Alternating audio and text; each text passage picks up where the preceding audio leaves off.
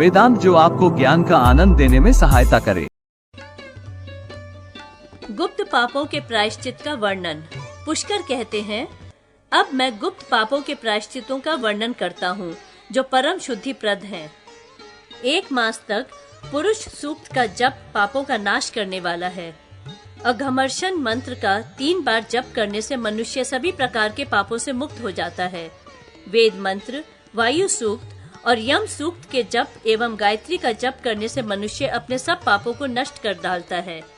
समस्त कृच्छ्रों में मुंडन, स्नान, हवन और श्री हरि का पूजन विहित है। कृच्छ व्रत करने वाला दिन में खड़ा रहे और रात में बैठा रहे, इसे वीरासन कहा गया है। इससे मनुष्य निष्पाप हो जाता है। 1 महीने तक प्रतिदिन 8 ग्रास भोजन करे, इसे यति चांद्रायन कहते हैं। 1 मास तक नित्य प्रातःकाल 4 ग्रास और सायंकाल 4 ग्रास भोजन करने से शिशु चांद्रायन होता है। 1 मास में किसी भी प्रकार 240 पिंड भोजन करे, यह सुर चंद्रायन की विधि है। 3 दिन गरम जल, 3 दिन गरम दूध, 3 दिन गरम घी और 3 दिन वायु पीकर रहे तो इसे तप्त कृच्छ कहा गया है। और इसी क्रम से 3 दिन ठंडा जल, 3 दिन ठंडा दूध, 3 दिन ठंडा घी और 3 दिन वायु पीने पर शीत कृच्छ होता है। 21 दिन तक केवल दूध पीकर रहने से कृच्छाति कृच्छ होता है। 1 दिन गोमूत्र, गोबर, दूध, दही, घी और कुश जल का भक्षण करके रहे तथा 1 दिन उपवास करे, इसे कृच्छ सांतपन व्रत माना गया है। सांतपन कृच्छ की वस्तुओं को 1-1 दिन के क्रम से लेने पर महासांतपन व्रत माना जाता है। इन्हीं वस्तुओं को 3-3 दिन के क्रम से ग्रहण करने पर अति सांतपन माना जाता है। 12 दिन निराहार रहने से पराक कृच्छ होता है। 3 दिन प्रातःकाल, 3 दिन सायंकाल और 3 दिन बिना मांगे मिली हुई वस्तु का भोजन करें और अंत में 3 दिन उपवास रखें, इसे प्राजापत्य व्रत कहा गया है। इसी के एक चरण का अनुष्ठान कृच्छपात कहलाता है। 1 मास तक फल खाकर रहने से फल कृच्छ और बेल खाकर रहने से श्री कृच्छ होता है।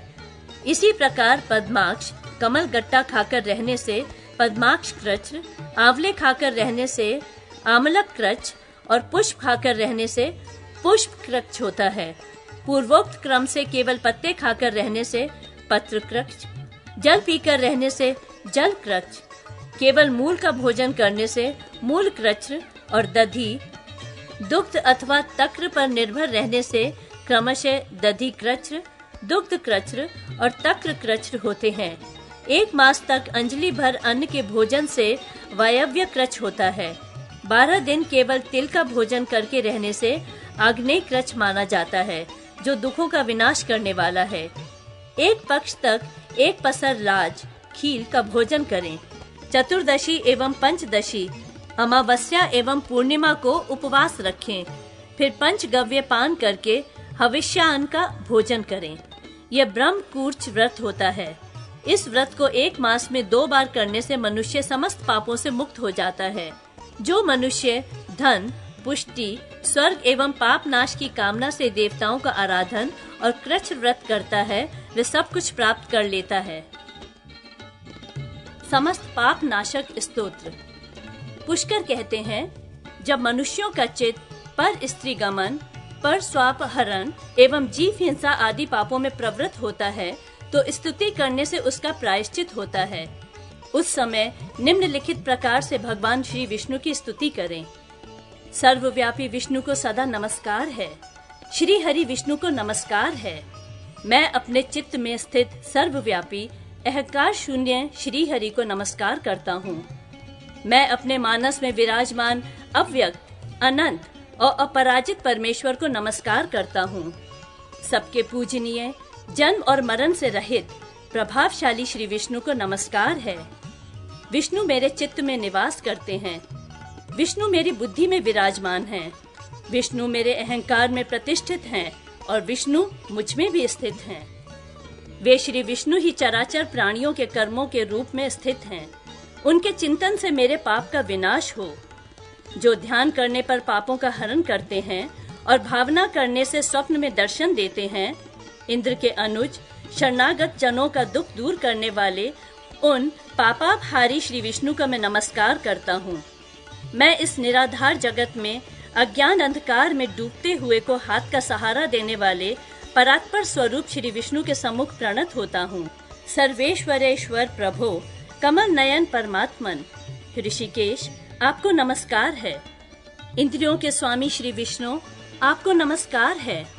नरसिंह, अनंत स्वरूप गोविंद, समस्त भूत प्राणियों की सृष्टि करने वाले केशव, मेरे द्वारा जो दुर्वचन कहा गया हो अथवा पापपूर्ण चिंतन किया गया हो, मेरे उस पाप का प्रशमन कीजिए, आपको नमस्कार है।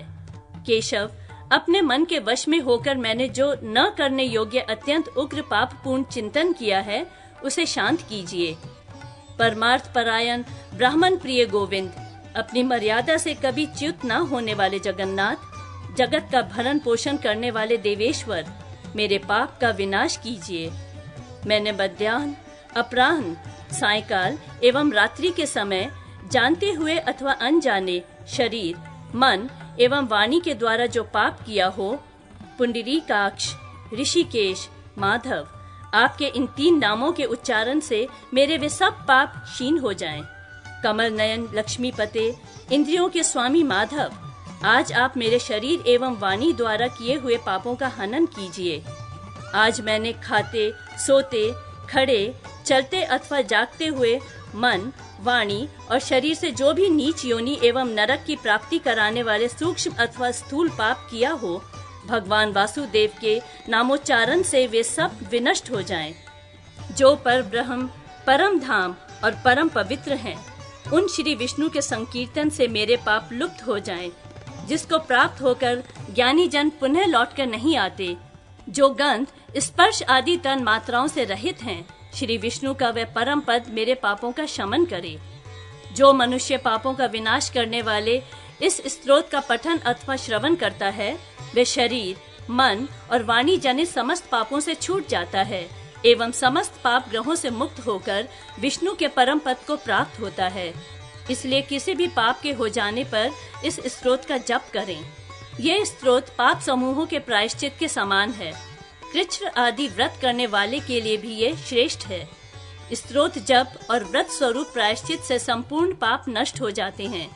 इसलिए भोग और मोक्ष की सिद्धि के लिए इनका अनुष्ठान करना चाहिए।